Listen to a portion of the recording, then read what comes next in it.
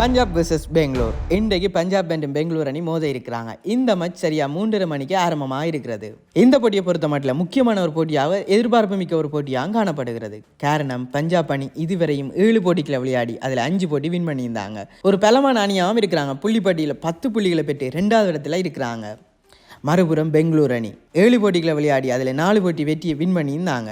இறுதியாக பஞ்சாப் அணியுடன் மோதிய பெங்களூர் அணி தன் சொந்த இடமான சின்னசாமி மைதானத்திலே தோல்வியை தழுவியிருந்தாங்க. பல்வேறு விமர்சனங்களையும் பெற்றிருந்தாங்க. அத்தோட புள்ளிப்பட்டியில் 4ஆம் இடத்துல இருந்தாலும் சின்னசாமி மைதானத்தில் பெங்களூர் அணி தொடர்ந்து தோற்பது அந்த அணியின் ரசிகர்களுக்கு வருத்தத்தை ஏற்படுத்தியிருந்தது. இந்த நிலையில் இன்றைய போட்டியில் எப்படியாவது வெற்றி பெற வேண்டும் என்ற முனைப்புடன் பெங்களூர் அணி களமிறங்க இருக்காங்க. ஆகவே பொறுத்திருந்து பார்ப்போம் பலமான பஞ்சாப் அணியை எப்படி சமாளிக்க போறாங்க என்று.